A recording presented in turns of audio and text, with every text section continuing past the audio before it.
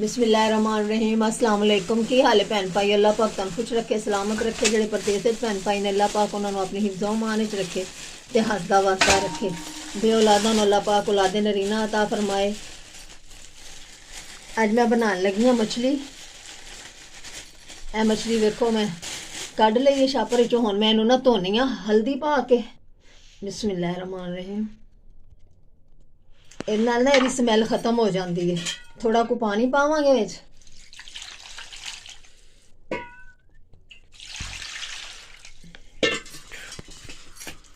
इनू ना अच्छी तरह हल्दी के पानी नाल ना धोवांगे मछली नूं।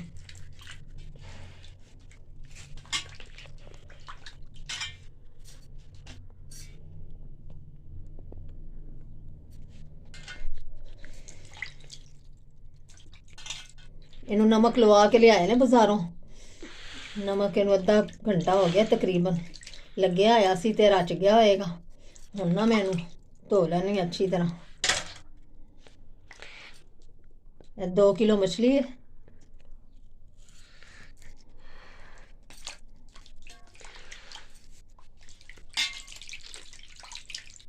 ਇਹਦੇ ਨਾਲ ਨਾ ਪਾਣੀ ਇਹਦੇ ਹਲਦੀ ਦੇ ਪਾਣੀ ਨਾਲ ਨਾ ਇਹਦੇ ਜਿਹੜੀ ਸਮੈਲ ਹੈ ਨਾ ਉਹ ਖਤਮ ਹੋ ਜਾਂਦੀ ਹੈ ਜ਼ਰਾ।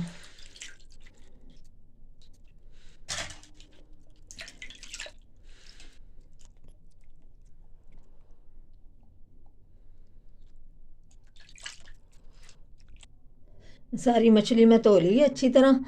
एक बारी हल्दी के पानी नाल धो के ते दोबारा उन्होंने मैं दूसरे ना सादा पानी दे नाल फिर दोबारा वाश कर लिया। वेखो मछली वास्ते जड़ा मसाला बनाना है उहदे लई मैं एक मीडियम साइज़ का प्याज लैके उन्हें बरीक बरीक कट लिया। लसन दियां 2 पोथियां जड़ियां होंदियां ने ओह लईयां ने उन्होंने छिलिया। ते अदरक 2 टमाटर ते हरियां मिर्चां 8-10। जड़ा खुश्क धनिया मैं 2 चम्मच लिया है। ते 1 चम्मच जड़ी ना जवैन ली। जवैन नूं नहीं असीं कुटना। लसन अदरक ते खुश्क फिर पकावांगे।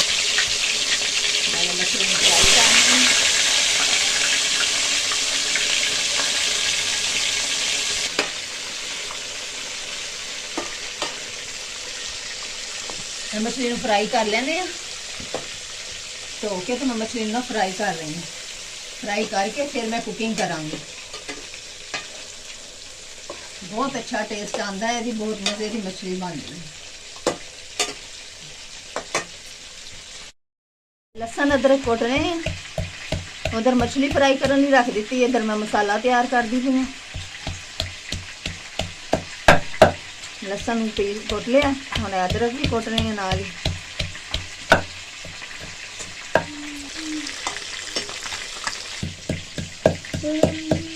खुश्क धनिया जड़ा उन्होंने भी दड़दड़ा कर लांगे। मछली फ्राई हो गई है। देखो कितना खूबसूरत का गोल्डन कलर आ गया। इस तरह थोड़ी फ्राई करनी है। हाँ मैं इन्हों ना कढ़ लैनी है। फिर मैं जी बाकी मछली रह गई है वो फ्राई करांगी।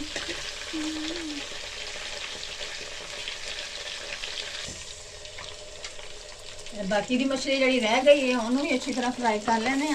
जो घ्यो बचेगा असी वो हांडी च इस्तेमाल कर लेंगे।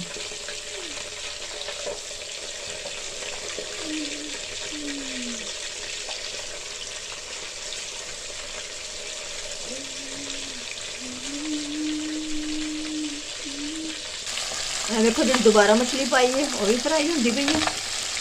मैं इस तरह सारी मछली फ्राई कर लाँगी। फ्राई करके तो बस हम मसाले की बुनाई करके फिर मछली पकाना शुरू कर लेंगे।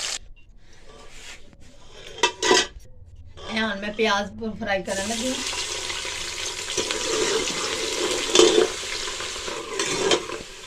फिर मछली वाला घ्यो सी। मछली वाले घ्यो ना मैं छान के कढ़ लिया है।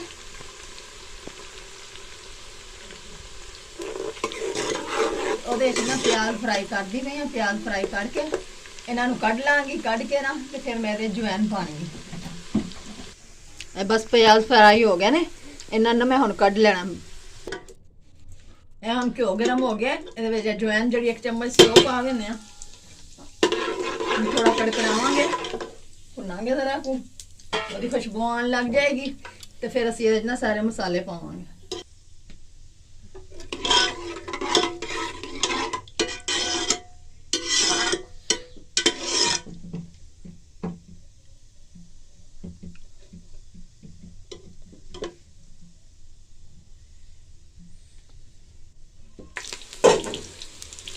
ਜਵੈਨ ਕੜਕੜਾ ਕੇ ਜਿਹੜੇ ਪਿਆਜ਼ ਬਰਾਊਨ ਕੀਤੇ ਸਾਨੂੰ ਉਹ ਪਾ ਦਿੱਤੇ ਨੇ। ਹੁਣ ਲਸਣ ਅਦਰਕ ਧਨੀਆ ਜਿਹੜਾ ਕੁੱਟਿਆ ਸੀ ਉਹ ਪਾ ਦਿੱਤਾ। ਇਹ ਟਮਾਟਰ,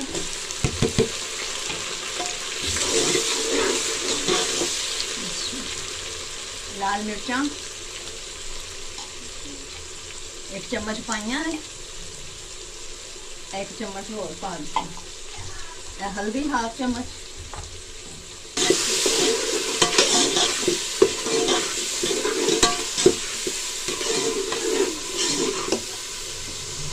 नमक थोड़ा को पाया 1/2 चम्मच तो थोड़ा, क्योंकि असं मछली नमक पाया है ना तो शोरे निकल आएगा मसाले।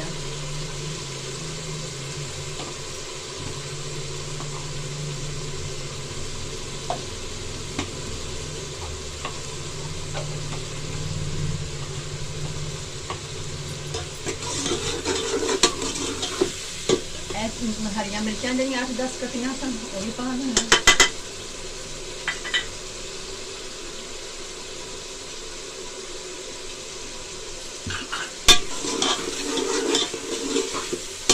मसाले की अच्छी तरह भुनाई करांगे जो ना मसाला सारा यकजान हो जाए अच्छी तरह। टमाटर वगैरह सबर कर, मसाले की भुनाई हो गई अच्छी तरह। मैं ना 1 पाइया दही पान लगी।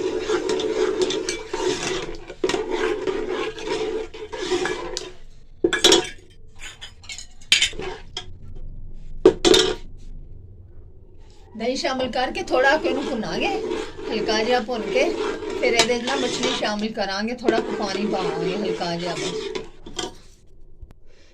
मैं थोड़ा को पानी पाया ये शामिल किया।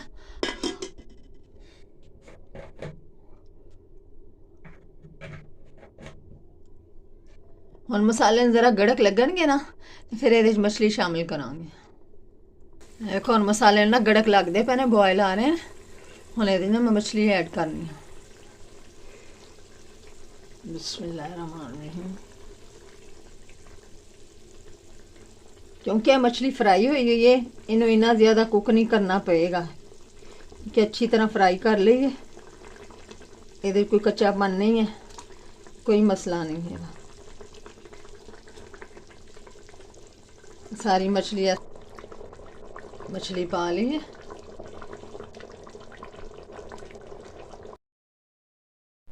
शोरबे वाली साड़ी मछली तैयार होगी। वेखो माशाअल्लाह कितनी अच्छी ते लजीज मछली तैयार हुई है, ज़रा भी नहीं टुटी। साबत दी साबत मछली, क्योंकि अगर इस तरह फ्राई करके तो तुसी बनाओगे तो बहुत अच्छी कुक होएगी, बहुत लजीज तो बहुत टेस्टी बनेगी।